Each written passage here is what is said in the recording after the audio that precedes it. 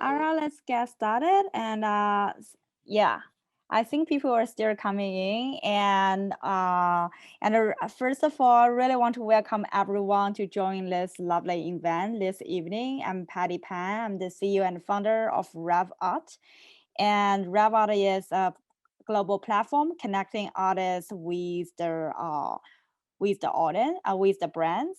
And this is a very exciting event for us as well because we always, first of all, we have three amazing artists here today to present concept of creating beyond the canvas. And we also have Chef Phoebe together with us and create a very special recipe, and I hope you guys already received that 2 days earlier and have tried that. I also want to thank for our co-host Amelia and Virginia New York Club, and I will hand over to her to give a brief introduction. Thanks, Patty. I am so excited for tonight. My name is Amelia Wald. I'm the Executive Director of the Virginia Club of New York, and we service the UVA alumni throughout the NYC community. And now we get to serve UVA alumni all over the world thanks to the virtual landscape. So grateful for some silver linings that came out of 2020 and have continued into 2021. It has been so wonderful working with the RevArt team, with all of their artists, and with Phoebe. I had a blast creating all of these recipes. If you did try out Phoebe's recipes, we would love if you tagged the Virginia Club at Virginia Club alongside RevArt and Phoebe's bar, Lois Bar, because we would love to repost your pictures of your beautiful food. If you need a demonstration, you can check out our IGTV. But we are so excited to serve UVA alumni, serve friends and fans of UVA as well. And thank you so much, Patty, for initiating this event. It has been a dream working with all you women, and we are so excited to be here. Yeah, thank you, Amelia. And so now I would really want to welcome and kind of applause three outstanding artists we have. And so I always love art, and but when I met with Alexandra, Renee, and Usha, they still kind of flow off my mind because they're not kind of traditional painting only with their brushes.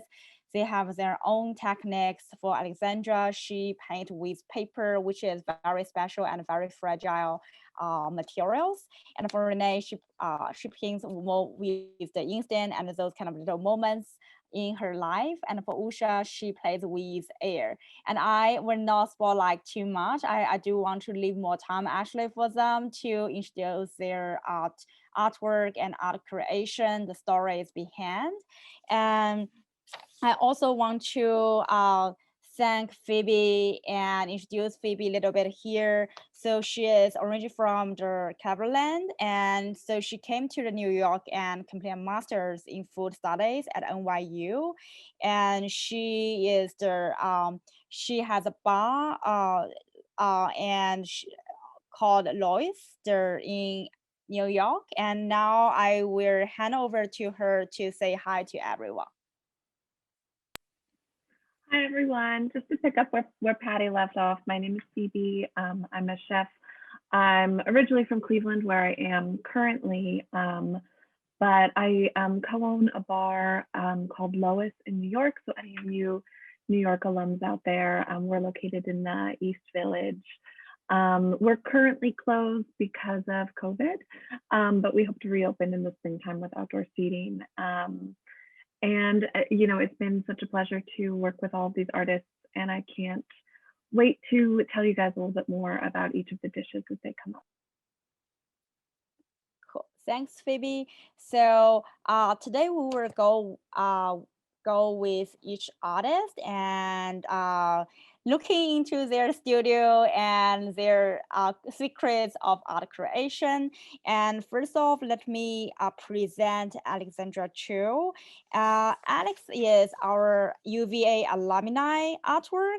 And as I mentioned, she chose one of the most common and fragile materials, paper, to create senses, but she did actually oil painting on canvas during the college on ground at the UVA. So it's quite amazing to see her transfer her skills and try different technicals.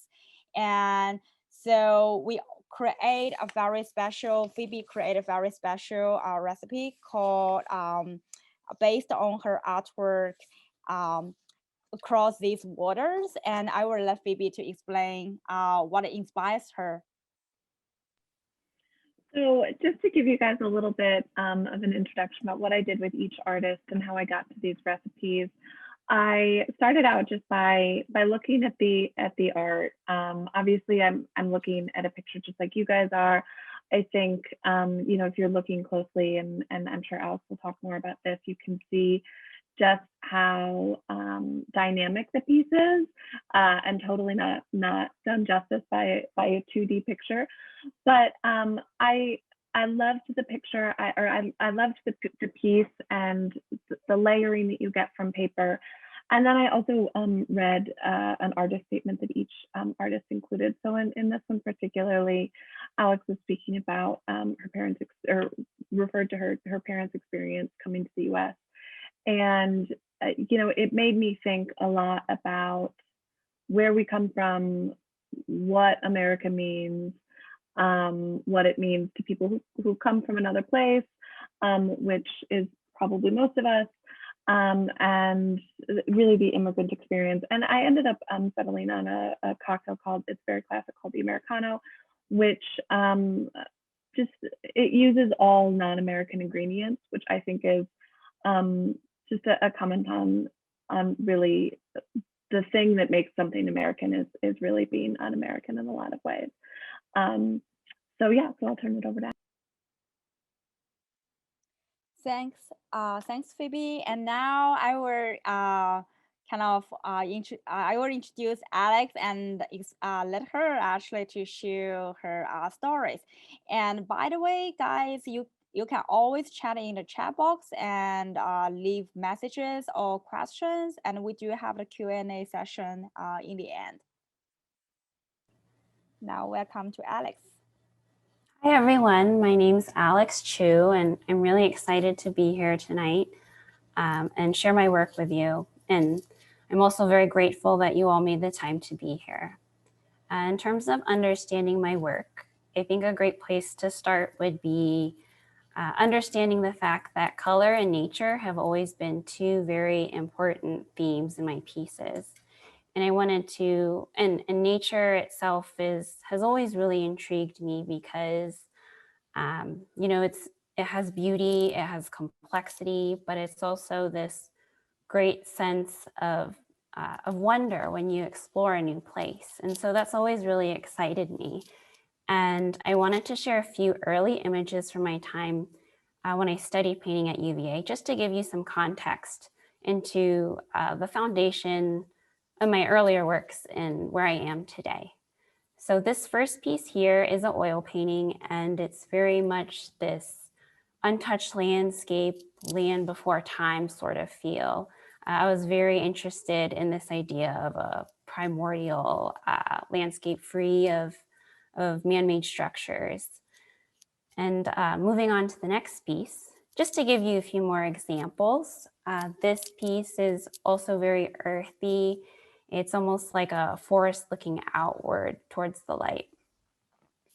And moving on to this last example, this is the cave. So these are very colorful, they're very organic, and very much landscape based. And after I graduated from UVA, I moved away from oil painting really for practical reasons. I had a really small apartment, and I moved away to paper too, just because it was much easier for me to store things. And over the years, I eventually found myself working with collage. And what I loved about collage was that with painting, you can paint various layers, but with collage, you can actually feel and touch and move those layers around. And so this example is from around 2015, and it's one of the earlier collages that I did.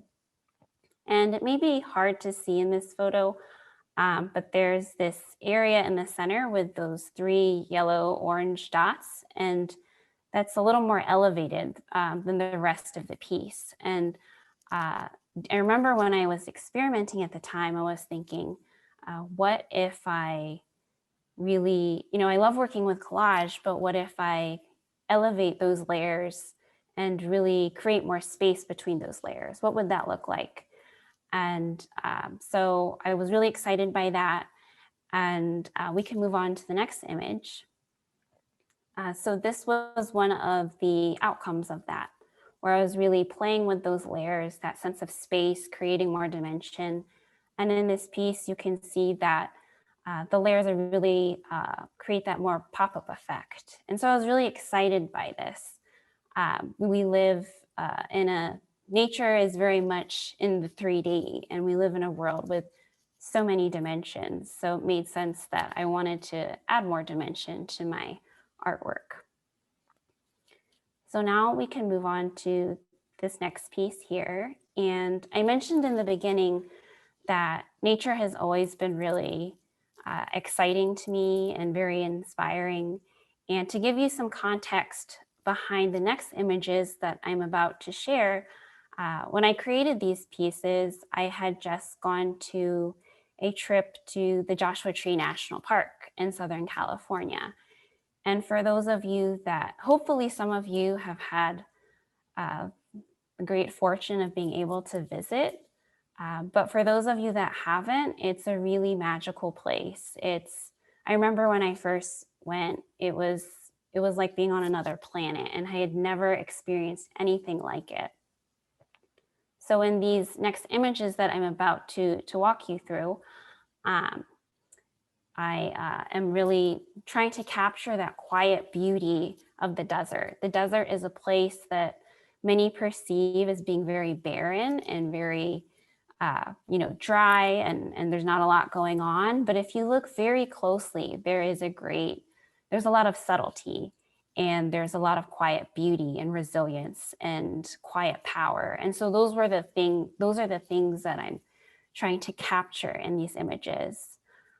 So in this image here, this piece is called Queen's Bouquet.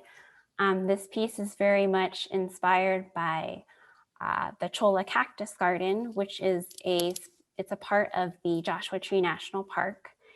And for those of you that are not familiar, the Cholla cactuses can grow to be very tall.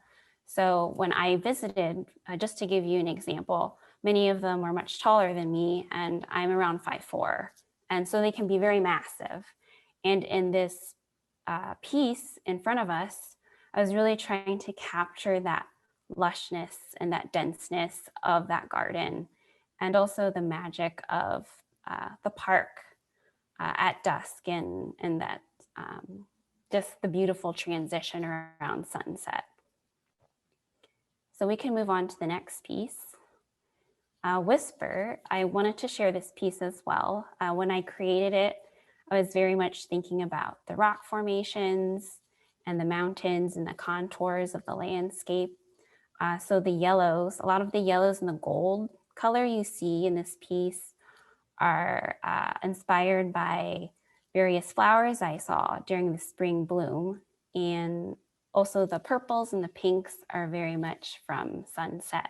And again, that magic golden hour. And in this piece, I was also thinking a lot, not just about that quiet beauty of Joshua Tree and that the resilience and that subtlety, but also the silence. So if you have ever found yourself immersed in nature, you can realize how calming that sense of silence can be. It's not lonely, but it's comforting, and it's very powerful. And so that's really what I was thinking about as I created this piece, that desert hum that I was immersed in and surrounded by when I was remembering my times in Joshua Tree. And so that's why the title itself is Whisper. It's a reference to that silence. And moving on to the next image that I'd like to share. During this piece, when I was creating this piece, I was thinking a lot about how the landscape has evolved. So how Joshua Tree has seen many changes, and there are many parts of it that are visible today, but were once underground. So I was thinking a lot about evolution, transformation. If we could speak to the land, what stories would it share with us, and what histories, would it be able to share with us? And that got me thinking a lot about the parallels that we as individuals share with the landscape. That we individuals share with the landscape is we have many life experiences that make us who we are. So again, getting at this idea of transformation and cycles and journeys. And so that was really exciting to me and is a good segue into the next image that I'm about to share with you. So this piece here is called A State of Becoming, and it's very much about this act of creation and something coming into being. It's very much reminiscent of some type of map or a type of galaxy. And there's a lot of movement. And as I was creating this piece, I was thinking a lot about journeys and also the horizon line. So the horizon line as a symbol of hope and possibility and new beginnings, and seeing those signs everywhere in nature, and also thinking about our own personal journeys. And as Phoebe mentioned earlier, one of my pieces, I talked about my parents' journey to the United States. So just thinking about all those pieces of my experience and also my family's history, coupled with nature. And really, you may notice also in this bottom corner, there's lots of textures in this abstract versus, some of the images are more concrete and opaque. And then some parts of the piece are a little more abstract and translucent. And I was thinking a lot about this voyage into the unknown, that having that faith in spite of uncertainty in an unknown future. So that translucent paper is kind of like a symbol of the unknown and looking ahead, but also being positive and in the face of uncertainty. So moving on to the next image. This piece is similar to the one before it. It's very much about hope and possibility and new beginnings. There is a sense of movement to it. It's a little chaotic, but in a good way. When I was creating it, I was thinking very much about this idea of good things brewing underneath the surface and good things coming together, almost as if the universe is working to help you behind the scenes. So remaining positive and having faith is really what this piece is about. And now we can move on to the next piece here. And I wanted to share two images from 2020, which was a really challenging year for all of us on many levels due to the pandemic. And I think for me personally, one small silver lining was really thinking about how, in spite of everything that's going on, really appreciating what I have in this moment and just recognizing how fleeting things can be and how fast time can pass by. And so I was thinking a lot about these ideas of impermanence and mortality and time, as well as I created these pieces. So you'll still see this sense of hope, but also thinking about a lot of these other issues. So when I created this piece in front of us, Lotus Awakening, it's very much about that. It's about having hope and faith in spite of uncertainty and in spite of an unknown future. And then I want to move on to the last piece that I'd like to share with you today. So this image here is called Emerald Pool. And when I created it, I was very much thinking about how in nature we see life and death side by side, but we also see a lot of hope and we see a lot of beauty. And as I was creating this work on paper, I was really thinking a lot about, just really cherishing what we have in this moment and really appreciating life as it is and celebrating life as we know it. And so I hope that you walk away from my work with this sense of peace, a sense of calm, and even in the face of uncertainty, just being at peace with that and also celebrating what we have now. And now that I've shared some images with you, I also want to touch a bit on my materials and process. So in terms of my materials, you'll see that I started as an oil painter, but moved towards paper. And I really love working with paper because it's a material that's very flexible, it's very bendable, it's a material that many perceive as being fragile, but it can also be very strong and sturdy.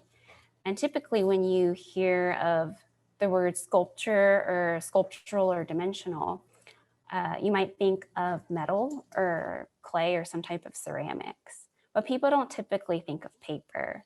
And so that really excites me. And it's something that I enjoy about working with paper. And in terms of my process, so what I do to give you a sense of how I start a piece, I will take various colors. I will paint various colors on the paper, and then I hand cut the shapes and piece them together like a puzzle. So everything is actually hand cut with an X-Acto knife to get those really intricate edges. And then once I piece it together, I like to describe my process as putting together a puzzle without knowing what the end image will be. And that process works for me because my pieces are very much a combination of drawing on experiences in nature and remnants of memory, and also bits and pieces of family history.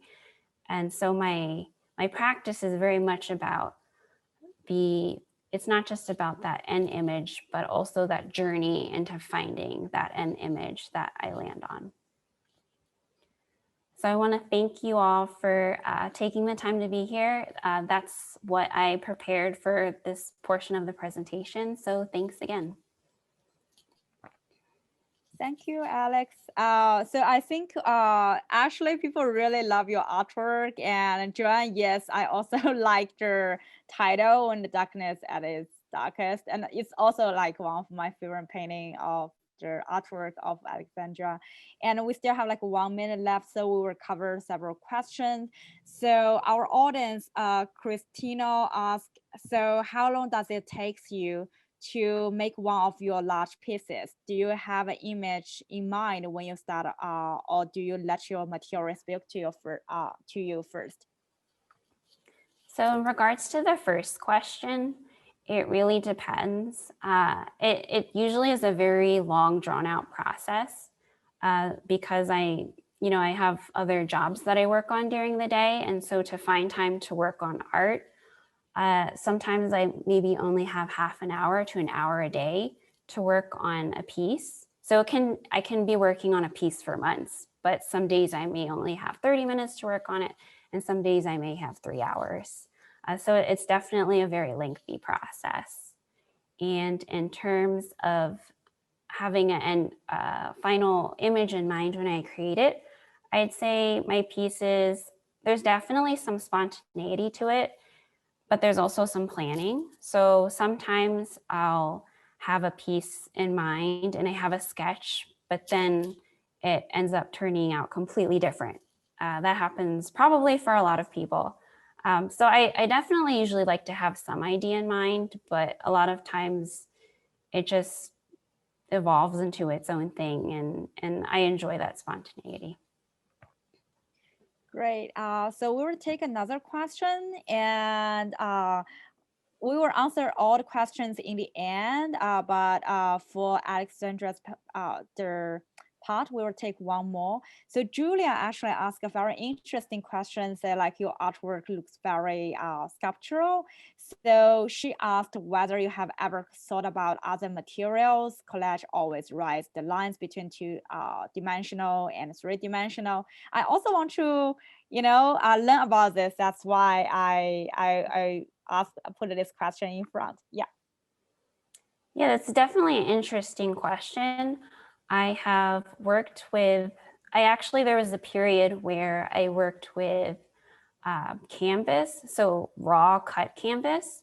And I was really interested in trying to create some more sculptural pieces, but painting on that raw canvas and cutting it up and bunching it up and creating texture with that.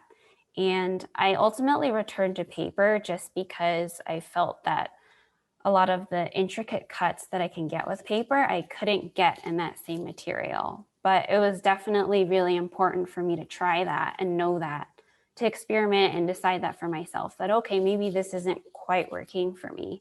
So I went back to paper. I actually also have thought about working with wood for some time. So there was a period where I was working with softwoods like basswood and using a knife to cut into that.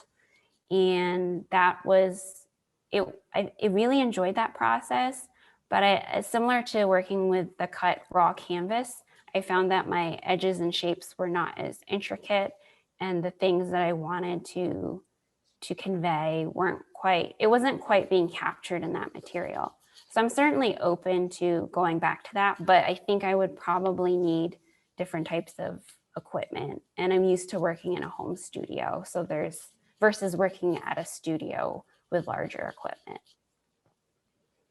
Great. I also really like your call out about how paper is usually so fragile seeming. So that was like, that kind of answered my question for me. I was like, that's really cool because it does seem so fragile. So I love that you're also kind of breaking expectations for these kind of 3D-esque objects. It's really cool.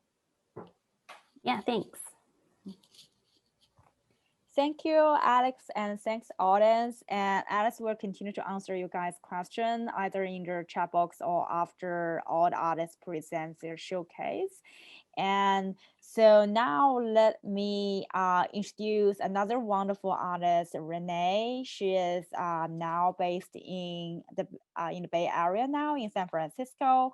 And so the first time I met Renee, she explained to me like how she created her artwork like for more than half an hour.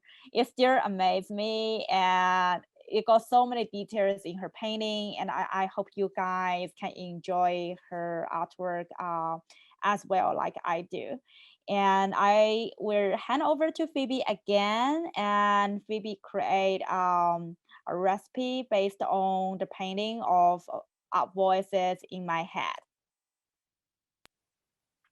Yeah, so this is a citrus panzanella, which is kind of inspired by a more traditional Italian tomato and bread salad. But what I really got from Renee's artwork was a lot of really clear, bold lines, kind of versus some of the more delicate shapes coming together and being layered. And specifically in her artist statement, she spoke about kind of not really knowing when her artwork is done until it's done. And so I wanted to create a recipe that kind of mimicked that a little bit more physically than the first recipe, and also something that people at home could riff on, that they could, you can add a little bit more, you can subtract a little bit more, you can kind of have a little bit more, feel empowered to find your own edge, kind of just like Renee does. So I'll hand it on over.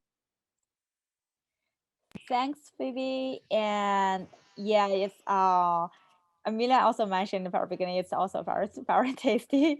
So you guys better want to try that. And now let me hand over to Renee. Really looking forward to her introduction. And she is also in her studio now. Hi, thank you. Phoebe, your recipe looks amazing. I can't wait to make it because it's something that has the layers of flavor and textures that, I mean, in the visual art world, if we could taste what we eat or what we make, that would be a really different experience. And so first, I just want to thank you all for being here and welcome you to my studio, which is such a huge part of my process. And I actually am in the Mission District in San Francisco, which it happens to be an amazing, beautiful day today. It's very sunny. And so what I'm going to do is first show you a little bit where I work, and then I'll go into my process and the materials that I use. So bear with me while I kind of walk around and guide you through.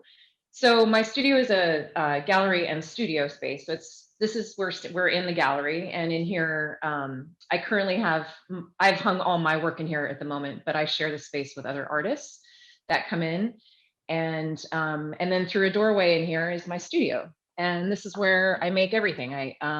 It's my sanctuary, but as you see, it also looks outside, and I have access through the windows to the public all the time, and people who come in, I never know who's going to come through the door. And it sort of embraces the open studio concept of just sharing the process with the results of the process. And for me, that's a big part of it. And being able to share the different phases and layers that go into things is also really exciting, because I work in lots of different materials. So I'm going to attempt to show you my things. So I'm going to switch the camera around and show you some things that are really important for me. So everything starts in a drawing.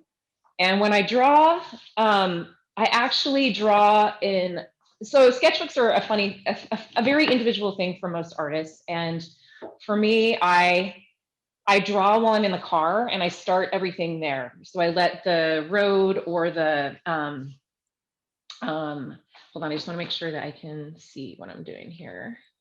Okay. Oh, technology. Okay. So if you can see this is just a squiggly line. And what this is basically the road and my body moving and creating a foundation of marks that, you know, sometimes they're whatever, they're just lines. And over time I go in and I work into those lines and those like little places that have just little details. And those are like a bump in the road affects you, and it pushes your body, which pushes the pen, which makes the mark. And there's something about documenting that moment, which we, you know, our lives are filled with those moments. And so I like to just kind of use mark making to sort of, I don't know, be present. And so then with time, I will go through and I will start to just really push those lines into more detail. And I like to connect spaces and kind of just keep going. I do doodle incessantly. And what I'll do from the doodles is create, so this is pretty much like a finished drawing. And so what I'll do is I'll take a detail of this drawing. And one of the things that I try to do is take a lot of these types of drawings and a little detail of it and populate that onto a surface and create a whole new drawing that's far more complex and layered, and see where it goes. So from this, I will create a transparency, which is, this is a transparency of the line. And from that, I create a silk screen. And I use screen printing to begin with because screen print ink is permanent and it's strong. And no matter what I do to the surface after I print, the lines will always be there. And I can add lots of colors and more lines, but the beginning lines will always be permanent and steadfast.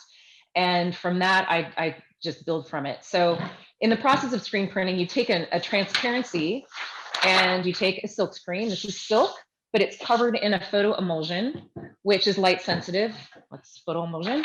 Lay the transparency on this and expose it to light. And what it will do is burn away the exposure, the emulsion, sorry, and you will get a place on the screen where you can actually push ink through that space. So it transfers the line to whatever you put it on. And screen printing is like a very traditional and very well-used printmaking technique that you see in t-shirts and lots of kinds of printing and in commercial uses. But in art, it's a great way to transfer something to make something bigger.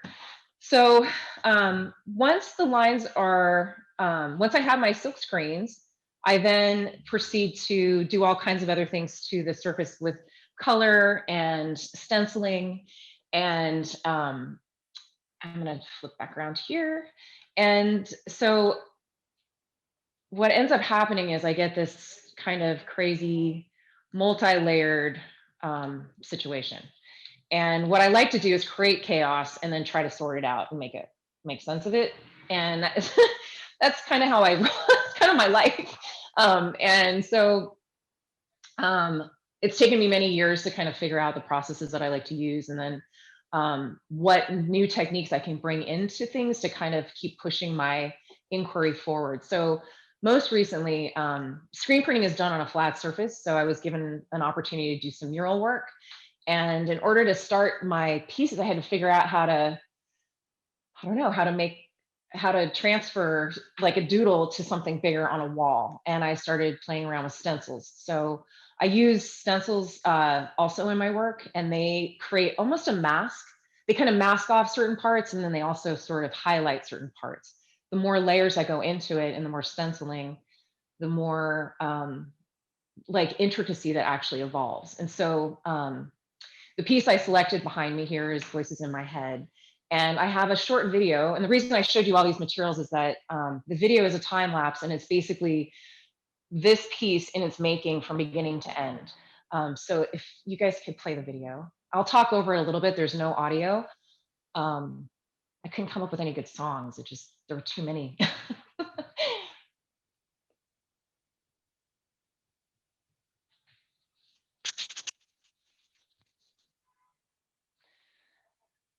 So I think a lot of times, like writers, you need a place to start. And so this is me sitting on the bus. I used to ride, my bus line stopped running during COVID. So it's impacted where I start things at. And I just sort of let my body and the pen kind of capture those moments, but also like taking note of what's going on inside the bus. I actually stopped driving a car because the stress of everything happening outside the car is just too much. And so being in the bus, it sort of calms me from the stress of outside, but inside the bus is where all the action's happening. And so I don't know, I just think it's one of those things in life that's interesting to sort of, I don't know, take note of. So this is the screen printing process. And as you see, I have this long table and it's covered with wood panels that all connect.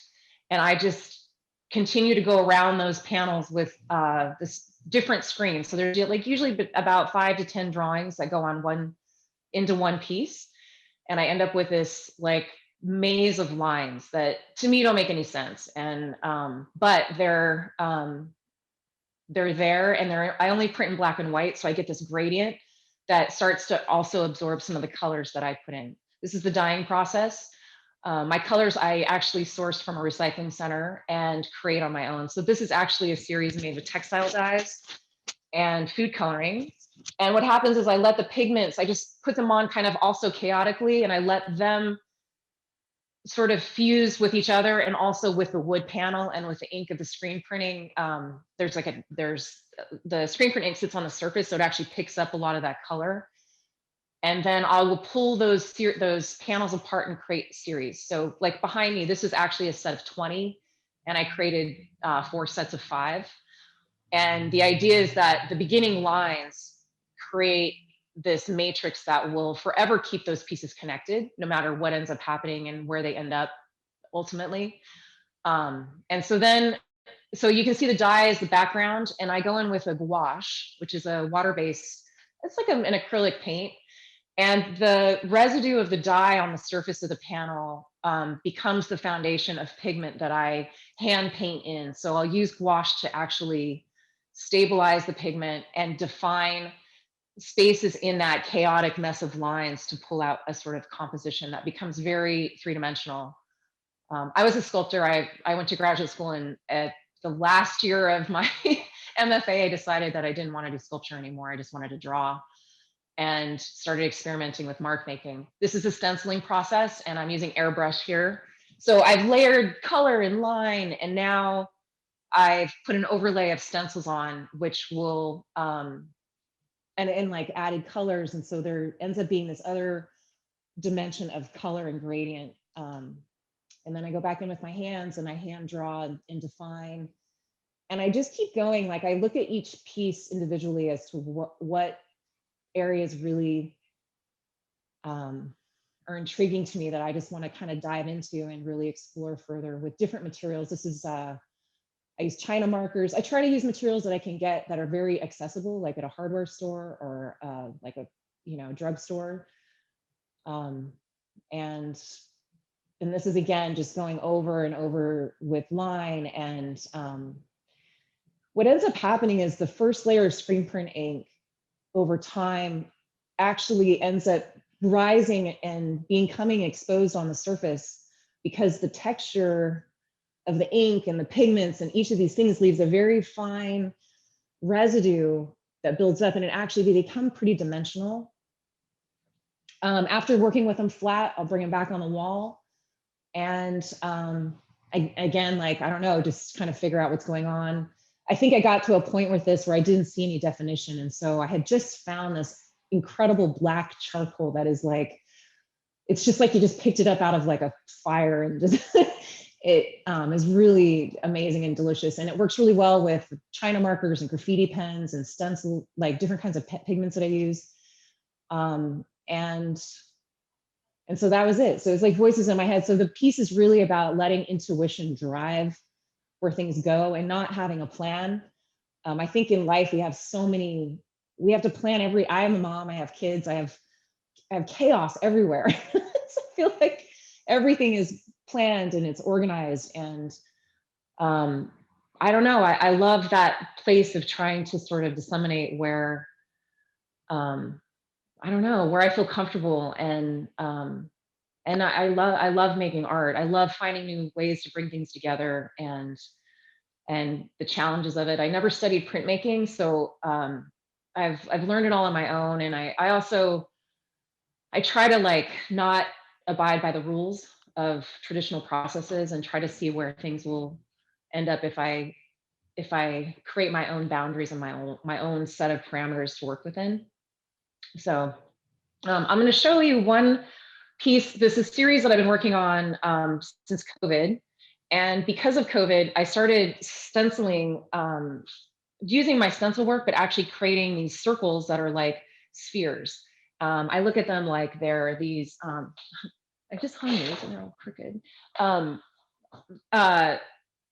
like thinking about the earth and the environment that we're in, and with COVID and all of the things that we're doing that are affecting the planet that we live on, that we need to survive in. And so I used the stencils and I've just sort of been implementing these spheres into all the new series that I'm working on.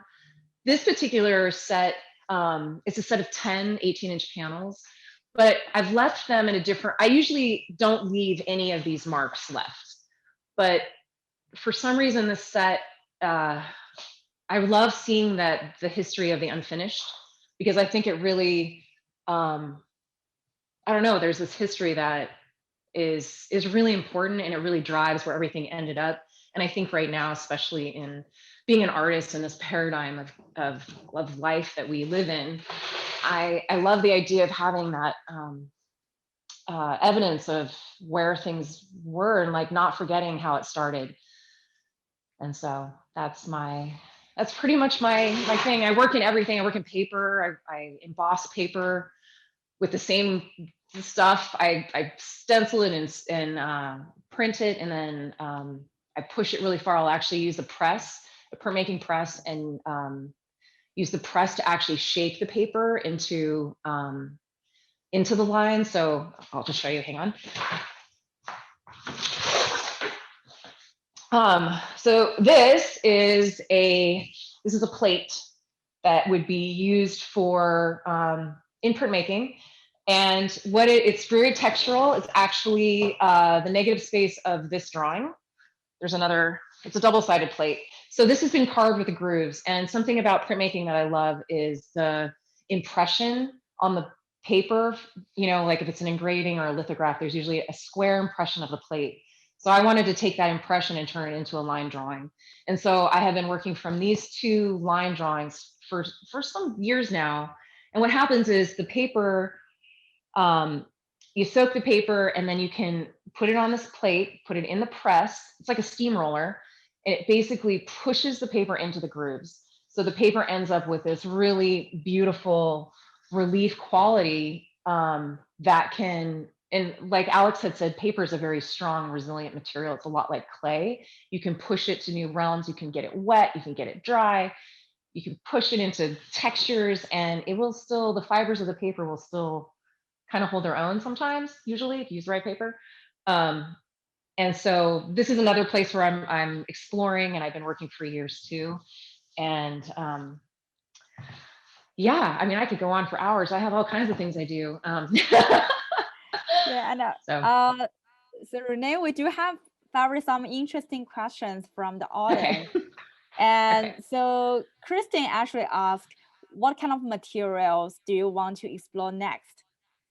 Oh, okay, this is a good one. So I actually have a really fantastic opportunity. I have 2 fantastic opportunities coming up. One is a multidisciplinary one where I'm going to collaborate with a dance company and do a series of pieces based on our senses. And the first one being breath. Not that breath is really a sense, but it is part of it helps us smell, it helps us taste. It's also an intimate experience, and it's something that we're deprived of right now.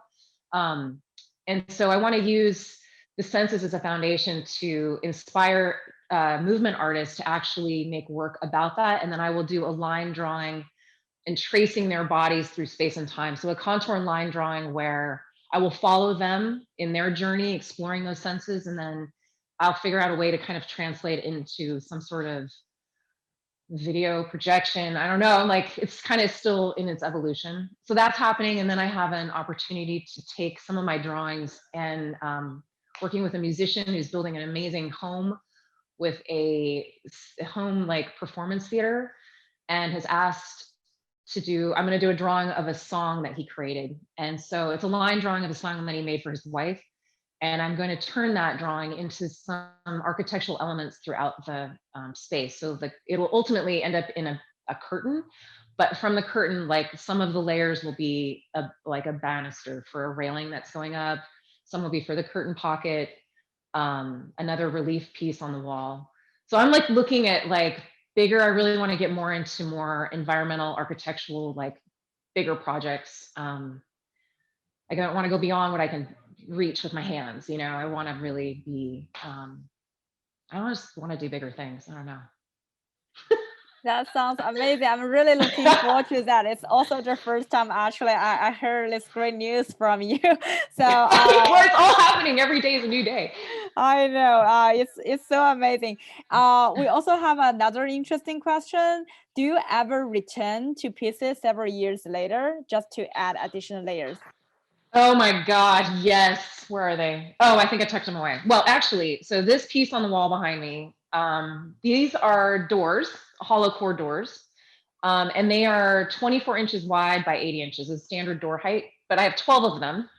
And we started as work tables, but then they actually, over about, I don't know, 4 years, I've been adding stenciling, I've been practicing like mural work on these, and I finally finished them. They're on my website. It's called a path's journey, but it's really about the length of time it takes to develop a process is really long. It's taken me 15 years to figure out how to layer these things in the order of operations to make them do what I want them to do.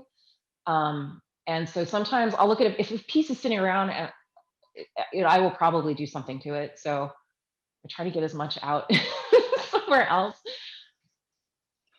Yeah. Wonderful, wonderful. That's I think it perfectly explains art has life and it evolves somehow by itself. And because so we do have like one more question, but that we will leave in the end. And dear audience, just point your questions to Renee. We will answer everyone's questions, and if you have more specific for her process and pieces, just drop a line in the chat box. Thanks, Renee. Thank you. Again. Yeah. So now we will introduce our last artist today. Is Usha. Usha is also based in San Francisco now, and so she is influenced by her culture, where she was born in India, and so all her painting is very colorful, and the secret behind those colors, waves, movements is the air. And so before we officially introduce Usha and begin her showcase, I will hand over to Phoebe again to explain her inspiration out of the Yarrow #4. Thanks, Patty. So this last dish is a malfatti, which is a kind of like a gnocchi-like similar dumpling.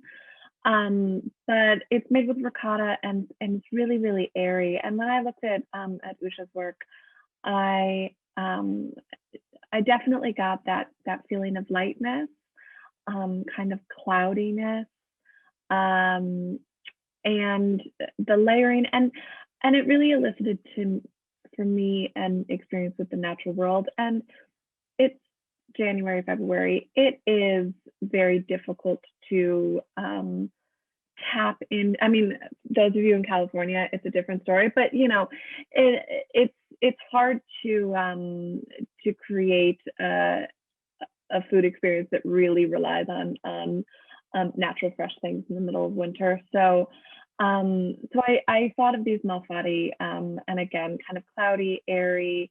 I love the richness of the colors that come from both the food and Usha's work. And so I'll turn it over to Usha. Thanks. Yeah, last and not, thanks, Phoebe. And last but not the least, let's welcome Usha.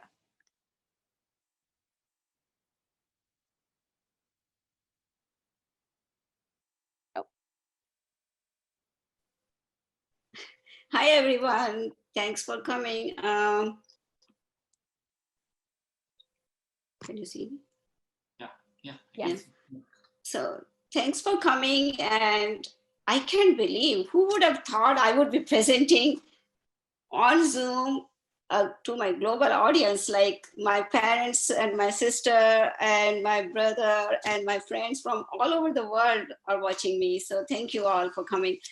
I am an abstract painter and my work is inspired by nature. And you would say, what's the big deal? Nature, everybody is inspired by nature. But I have my own interpretation of nature. I see nature as hues and texture. I see shapes and colors move around with air. So one time my professor said in my pleiner, when he saw my pleiner painting, he's like, what are these blobs of color? And they are not like blurred. And I said, this is my eyesight. This is how I see this is how I see nature. And he said, just keep doing whatever you do. So my paintings are representation of my inner subconscious and my outer landscape. I see nature as pure, warm, cool. This is like, I'm so mesmerized when I'm outdoors. My paintings are pure, ethereal, and cosmic, and I have no physical references. So I was born and brought up in India. When I was a little girl, I used to go to my grandparents' house in countryside India, and that left a big impact on me. I used to absorb all these colorful countryside because my parents come from rural India, and every summers we used to visit, and I was like kind of like absorbing all that. So fast forward 25 years ago, I moved to United States, and I felt quite disoriented and out of place. And that's when I took sanctuary in nature. I see I said, I felt like kind of sense of belonging when I'm outside, where I felt like non-judgmental space when I'm outside. And I could spend hours and hours sitting there just observing how the colors and lights, there's a constant movement in nature. So fast forward, in 2005, I went to Paris with my family. And of course, we went to Louvre Museum, and I had this overload of art. I had never seen so much art in my life, and I could not take it anymore. I didn't know what was happening to me. Like, my head started spinning. And then later in the evening, one day, I saw these artists working by the riverside, and that something moved inside me, and I thought, okay, I might become a professional artist. And that's when I bought my first fine art from a working artist. And I thought, okay, this is I might do. So came back, I forgot about the whole experience, and I just was happy taking care of my family. And so fast forward again, it's like 2010, around 2010, my older son was about to go to college. And as a responsible mom, I kept like researching colleges and showing him incessantly, telling him, go to this college, do this and do that. And then one day he said, Mom, enough, you go to college, leave me alone. And that's when I said, okay, that's a great idea. I'm going to go to college. And how about art college? And by all that time, I was thinking like, artists are born talented. You can learn art. It's like you need to have a talent. But I went to art college, and this is how my artistic journey started. I went to local college first. And after 2 years, my professor encouraged me that I should go for higher studies. I should do my MFA. And here I am in front of my husband. And I said, I want to go to Academy of Art University in San Francisco. And he said, you're kidding, right? Our one son is already in college, and you want to go to college, and we have 2 teenage boys. How am I going to even afford that? And then I said, you know what? Think of this way. Your wife is very, very sick, and you need $65,000 to keep her well. And he said, okay, enough of drama, you're going to college.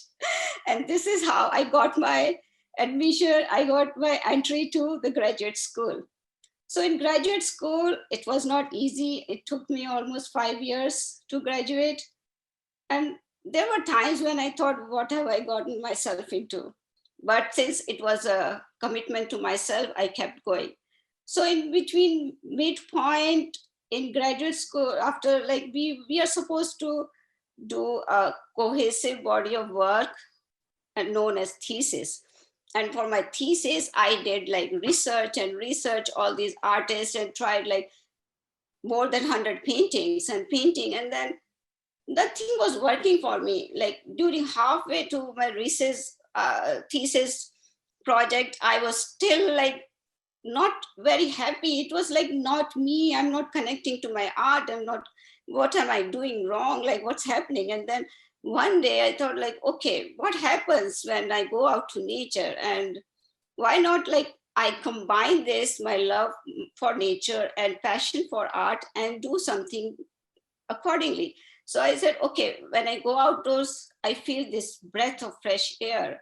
And then this air thing is stuck in my mind. And like one day at 10:30 in the night, I told my husband, I have an idea. I'm going to paint with air. Can you go and get me a can of air? And he's like, are you sure it's 10:30? I said, yeah, Walmart is still open.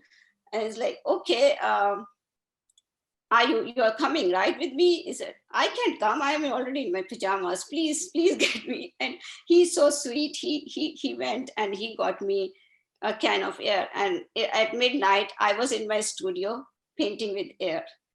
Initially, the air would go everywhere. It was the process. It took me a while to control air, but I did get what I wanted, because I wanted this movement of like these shapes and light and shadows and warmth and coolness all in one place. And the harmony I see this harmony, design, and composition in nature. I wanted all that effects in my paintings, and that was quite a challenge, but I did manage.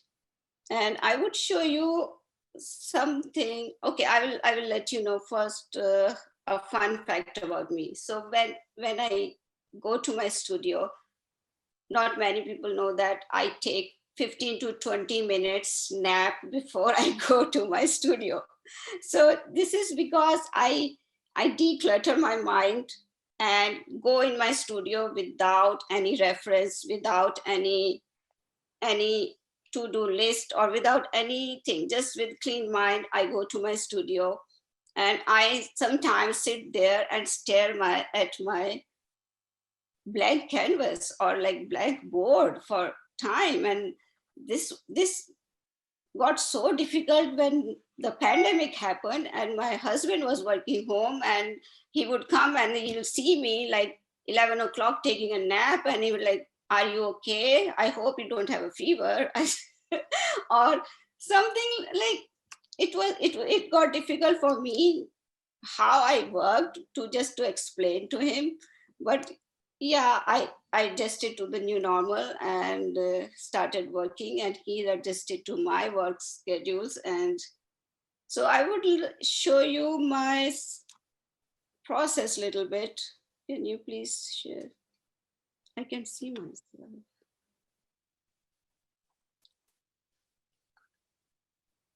So this is a small process video I made of myself.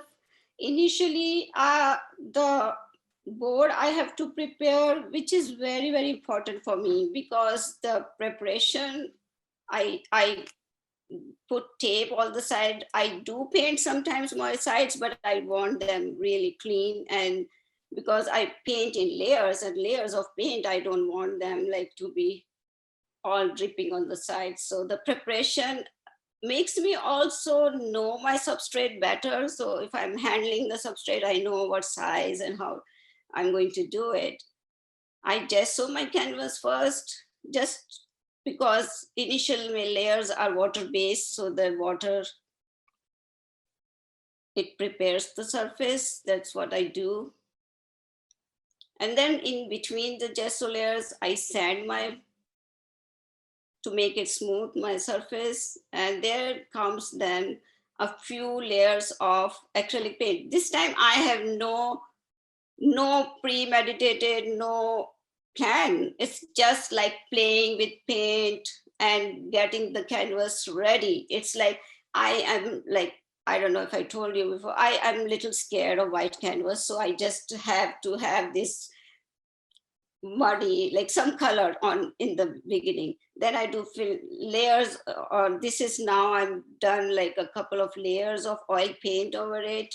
And then it's like, it just keeps building and building. I might even hide like the previous layers, but the history never hides. Like I like to show a little bit, and I call them reverberations of my memory, the initial layers, which shows from somewhere or initial. So I'll talk about the color palette I use. I work with a standard color palette because I go into this meditative state when I'm painting, and I don't want to have this chaotic painting. So I have this color palette already set out for me, but my paintings are quite spontaneous. And so later on, like when I'm painting, at least my colors are not chaotic, at least my colors are in harmony. So I say like my head, heart, and hands are in balance. That is when my painting or the magic happens. Because like when you see a painting, you see with your head, with your eyes, like the physical dimension, and then you go to that emotional level and you see with your heart, and then you go closer and then you see the technique. So I work with my head, heart, and hands together to have this pure magic happens. So this one, I did not worry about the color palette so much because this is for demonstration only. And I like to work alone. So my husband was taking a picture and I don't like anybody when I'm working or any like cameras when I'm working. So this is mostly for showing how my process is actually working. So this is, the first painting was with a handheld blower, and the second painting, this is with leaf blower. So when I started painting big, and I did not know I had to blast air. And one day my husband was at work and I took his leaf blower and started painting, and he came home and he said, "What are you doing? Like, it's so heavy." And then he got me a small leaf blower, and this is how I came up with the leaf blower. And initially everything would fly off, all the paint, there would be paint everywhere, and it used to be a mess. But I eventually learned to control air. And then as you can see, I don't think I can achieve these kind of effects if I'm painting with a brush, because this is the air that moves out, the air that's in nature that have this constant movement, and it moves the light, the shadow, and that I think that effect can only be achieved with air. So I'm so glad I had this breakthrough or I got this idea of painting with air.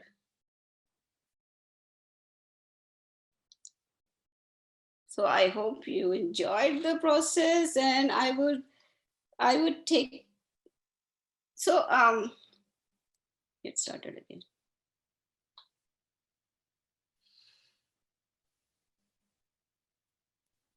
I would take some questions now. Yeah. So Usha, I really like, actually it's also the first time I see, like, you know, like the whole video, seeing like how you paint your painting. And another fun factor with Usha is she always sign on the back of her painting because she don't want to anything to you know, kind of kind of distract people from their color and those waves. Yeah, we have a question here from Christine. So she asked her, have you ever thought about working with fashion designers? And she really wants to, you know, to wear your paintings. Oh, yes, actually, I always wanted to be a fashion designer from my early childhood. And I'm not a fashion designer, but I did work with a company, and I have a dress made out of my paintings. And that's my project, yes, agenda for future.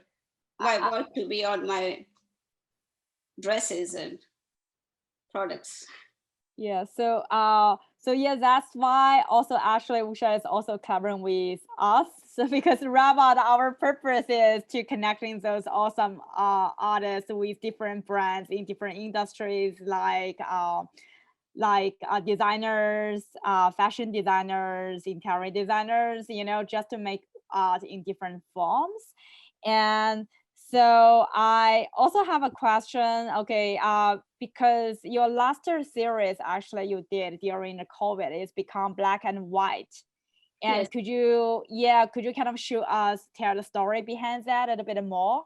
Yeah, so the black and white, the black and white work is my COVID result, because I couldn't go outside, and all I did was like living with these minimal resources. So I said, okay, I'm a positive person. I'm not going to sit there and be sad. And then I thought, okay, I have to find silver lining. And then that gave me an idea of silver lining, and then black and white. So I have learned that we don't need too many resources to fill colors in our life. We just need few resources. And I wanted to show that, like, how, like, even with using few colors, I can create this magic of nature, like the silver lining. So this is how like. Yeah, definitely. I love the Yeah, there's one on the side.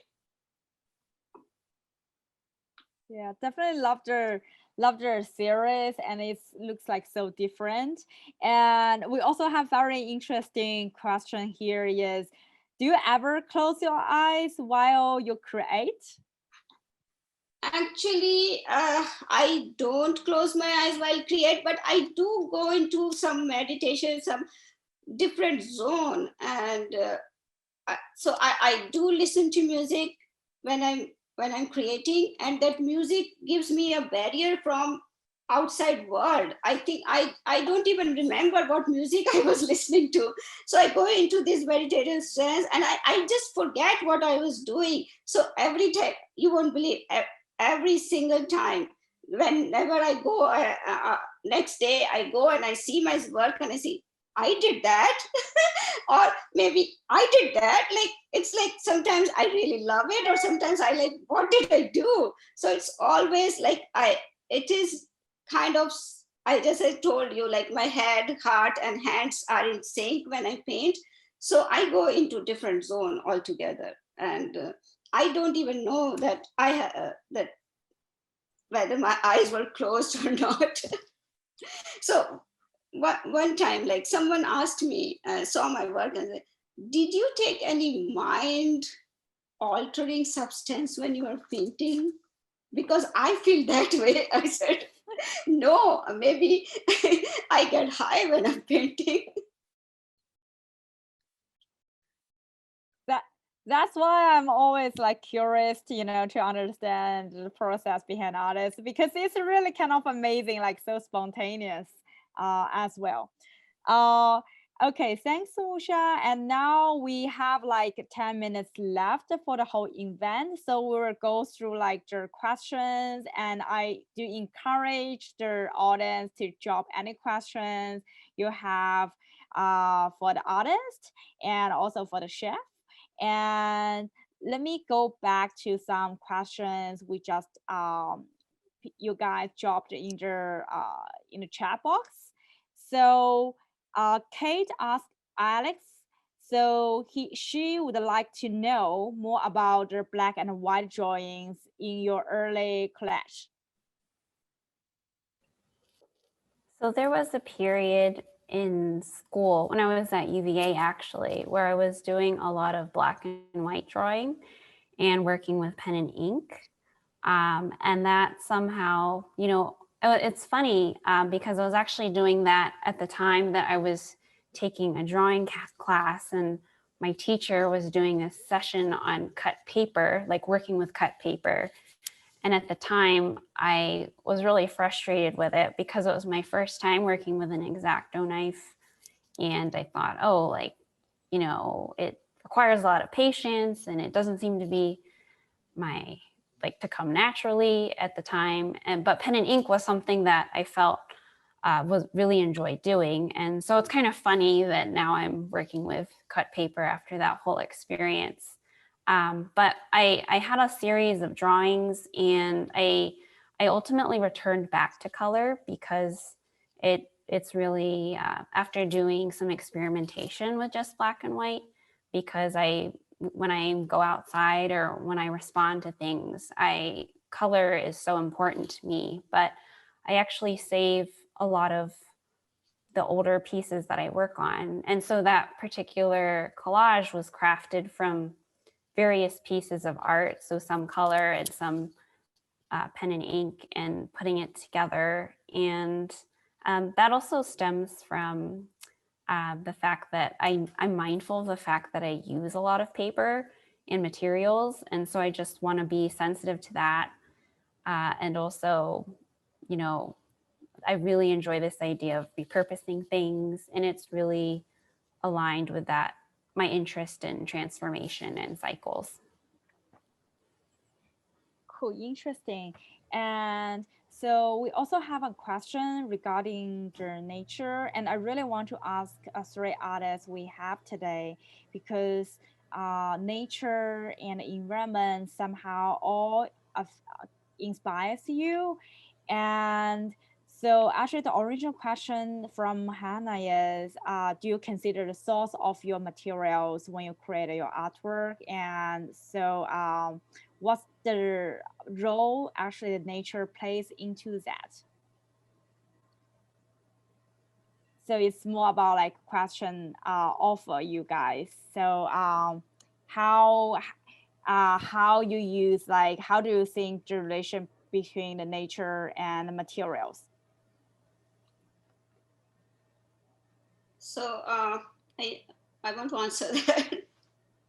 So nature and materials, yeah. So because like I see this movement, constant movement outside in nature, and my materials, like I work with oil paints and I treat them as watercolor because like I want to move the paint, like have these organic curvy shapes that only can be achieved by diluted water paints, oil paints. So I use solvents and in my oil paints and pour them and move them with air. So it's like, and I want the viewer to feel that same, that trigger the same joyful memories I have inside me that come out. I want my viewer to feel the same kind of feeling of nature, or like a happy place to see my work. So I think my work is like really connected with the qualities and the uh, specialities of nature.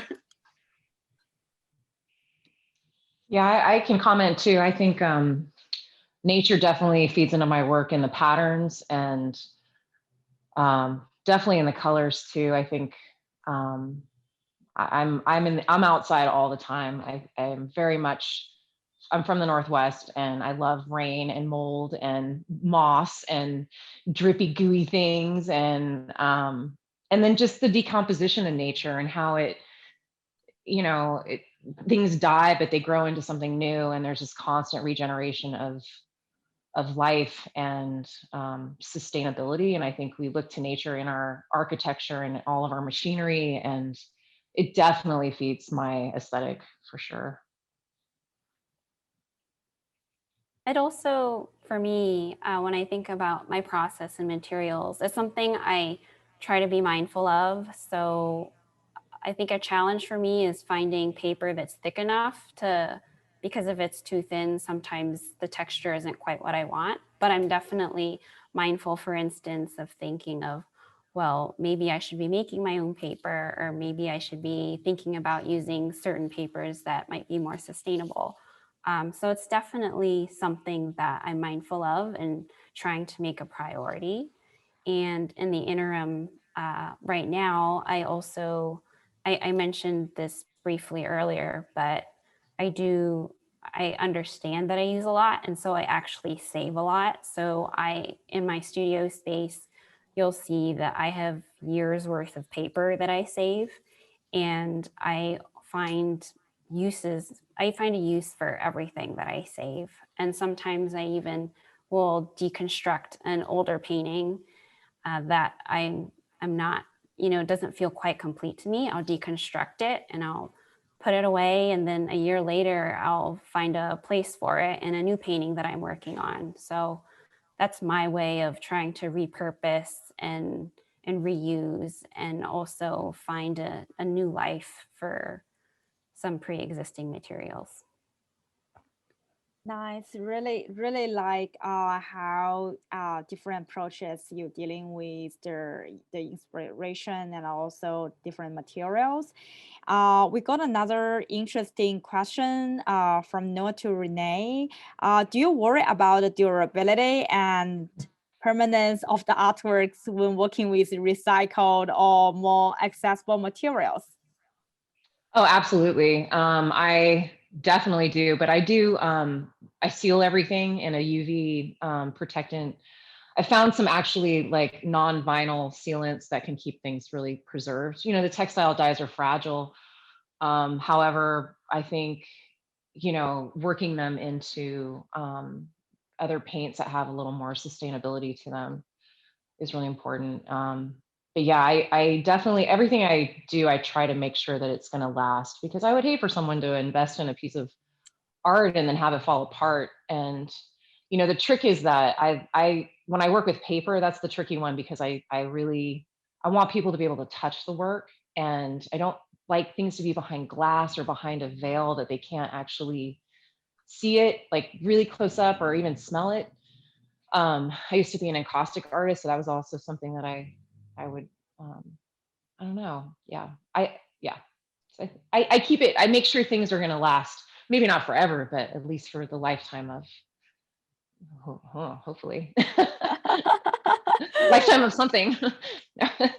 Definitely. I'm sure like yeah, it's and people love your scarf as well. So and okay, two more questions go with the techniques. And so one question for Alex, and people are interested in how do you actually attach the paper, and what kind of glue you are using for your artwork. So when I'm creating the various layers of the paper, to get that dimension, I actually use folded paper. So that's how you get the different layers and the different spacing between the various pieces. And in terms of the glue that I use, I just use a pH neutral glue. At the store, it's a glue that's, you know, good for bookbinding. And that's how I adhere everything together. So when I do my pieces, sometimes I have so many little pieces that I need to adhere. So I'll do my shake test and make sure everything's, you know, completed and adhered together. And that's my process. Interesting. Yeah, I think many people really really want to, you know, to learn how to, maybe they were also trying creating art, and I see some audiences, they were going to the art school as well. You know, it's kind of biggest learning of the day. Another question for Renee is, I think that's a question from Patricia for you. She said, when your process is very free, and how do you know where to strip? Is there a constant pull to do more? Yeah, sometimes I don't know where that line is, and I cross it, and then I end up putting it away for some time, and then I come back to it. And it is a very fine balance. Yeah, I've ruined many pieces, but then I am able to, I don't throw things away. I also repurpose, and I think that sometimes things they're not ready to be done. And maybe I'm not in that place in life, or I haven't come upon that the right question to ask for that specific piece, because everything really reflects like whatever mind state I'm in. My mental health is all in my work. And so if I look at something and I don't like it, then I'll either put it away or I'll just keep pushing it, and then maybe it'll be okay. Oh, interesting. Yeah, so we're taking like two more questions, because actually our event is already 7:30. And so one quick question for Usha is, how do you come up with your color set?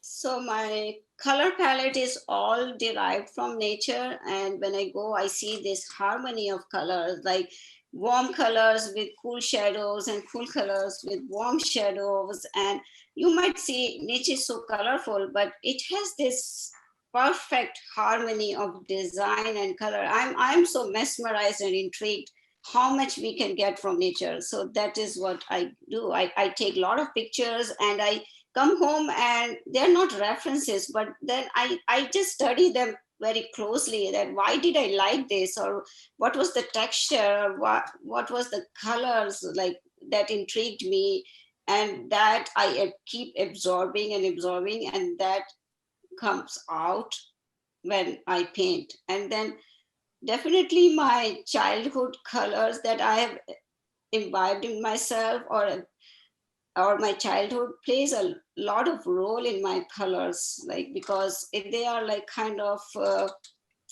balance of my past and present. And That's what happens, because nature has been one grounding space, one standard place to go to. Whether I was in India or in US or where I'm traveling, it is always have this kind of serene and peaceful place for me. So that's how I bring out my colors. Cool, interesting. So, okay, we are going to end today's event with our one last question. Is because Jay asked actually Alex about, have you ever thought about making your own paper? I think it's a very interesting question because apparently our audience is looking, a lot of creative, like future creative things from you guys, from our wonderful artists. And yeah, I will leave Alex to answer these questions first. Have you ever thought about making your own paper? Yes, I definitely have. And it's something I'm actually looking into currently. So it's in the very early stages, still doing research and thinking about how I would do that in my current space. But it's very much something I've thought about and hoping to do in the future. Cool. Yeah, I think that's kind of end our today's event. And as you realize, like artists, even for me, like I talk with actually every month, but they always bring me surprise and do follow those artists and just interact with, ask questions, and we will leave their messages, and also you can also follow RevArt and also Virginia Club Instagram, so that you have more chances to know the stories behind those artwork. And thanks again for everyone attending this event, and thanks for our artist presenting today, and Virginia New York Club, and also our chef Phoebe. Good night. Enjoy the rest of your evening.